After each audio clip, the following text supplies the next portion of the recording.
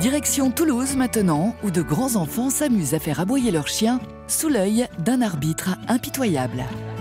Aboie, aboie, aboie, aboie, aboie, aboie, aboie, ça ouvre, aboie. Oui, aboie.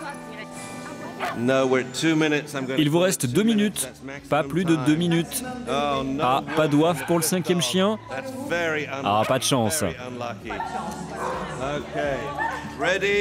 À vos marques, prêts, partez.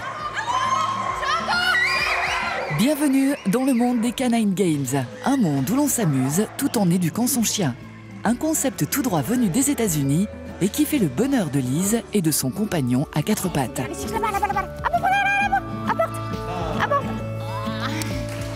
bien. Allez, viens. Donc mon chien il s'appelle Alato, Django, Red, du plumeau d'argent. Donc du plumeau d'argent c'est la fixe en fait, c'est donc l'élevage d'où provient le chien. Django c'est son petit nom, en fait c'est le nom dont je voulais l'appeler, mais comme il est né en 2005, il fallait que ça commence par A. Donc j'ai mis un petit mot devant et en fait Alato ça veut dire montagne en kirghize parce qu'il se trouve que j'étais en vacances au Kyrgyzstan à ce moment-là et voilà. Donc et puis Red parce qu'il est rouge. Voilà. Donc Ce week-end, Lise est venue découvrir les Canine Games avec Django. Premier exercice, le prendre et donner.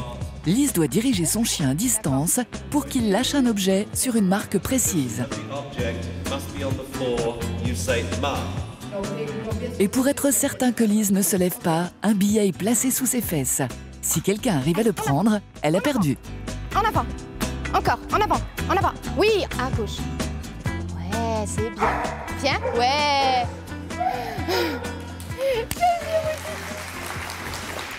Le plus difficile, c'est d'éloigner le chien du maître. On peut le voir sur les autres chiens, ils ont tous tendance à ramener l'objet. Après, ce qui est délicat, c'est que le chien garde en gueule l'objet et ne le laisse pas tomber parce qu'on lui demande quelque chose et souvent il oublie qu'il a l'objet en gueule. Donc il tombe et il faut qu'il le reprenne. Django. Les Canine Games, ce sont 9 jeux différents avec des règles bien précises. Le docteur Ian Dunbar, un vétérinaire comportementaliste américain, a codifié ces Jeux olympiques canins. Il était à Toulouse, en exclusivité pour nous.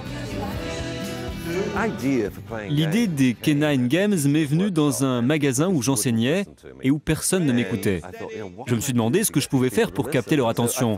Donc j'ai eu l'idée du jeu. C'est aussi le moyen le plus rapide pour éduquer un chien. Pas parce que les chiens sont plus motivés, mais parce que les maîtres écoutent les règles et les appliquent. C'est bien. Et la méthode marche. Lise est toute heureuse, elle vient de remporter l'épreuve du prendre et donner. Merci, thank you. On l'a compris, le côté ludique de cette méthode d'éducation permet à tous d'apprendre en s'amusant et sans contrainte. Ce sont des exercices qui s'adressent à tous les chiens, même à ceux qui ont eu un malheur dans leur vie. C'est Léa, ma chienne, et la particularité, c'est qu'elle a 3 pattes. Qu'est-ce qui lui est arrivé? Une bagarre entre chiens qui a mal fini.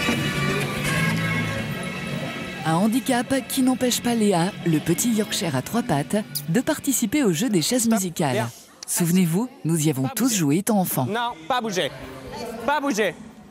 Ici, la difficulté, c'est que le chien reste assis derrière une ligne. Pas bouger. S'il bouge, il faut se lever Pas bouger. et on Bon perd chien. sa place. Pas bouger. Bon chien. Pas bouger. Pas bouger. Non, pas bouger. Yeah. Bien, ma fille, oui. Bah, c'est marrant, ça donne confiance en son chien. On partage un truc avec le chien, moi ça m'amuse quoi. Ça m'amuse. Et elle, vous pensez qu'elle apprécie aussi?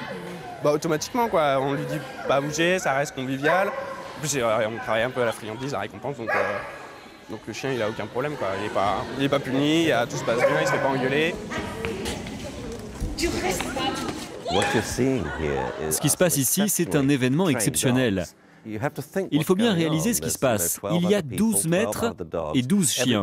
Tout le monde crie et parle fort. Il y a des ballons, des banderoles, des gens qui marchent autour avec leurs chiens, des enfants qui courent, de la musique. C'est un endroit très distrayant pour l'animal. On n'est pas ici juste pour passer un bon moment, c'est essentiel pour leur éducation. Ce n'est pas la méthode assis, debout, dans une pièce calme, car dans la réalité, dans un parc, ça ne se passe jamais comme ça quand vous avez besoin d'être obéi. C'est pour ça que nous avons créé cet exercice où tout est fait pour distraire et dissiper le chien. S'il obéit ici, il obéira partout.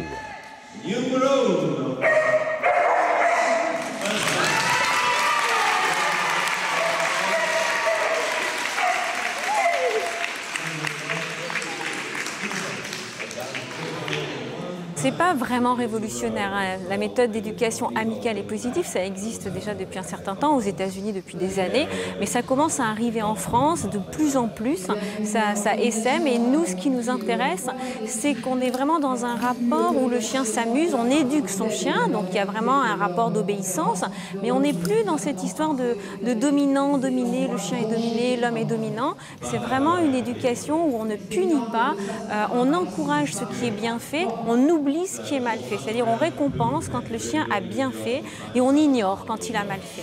Allez, on est parti.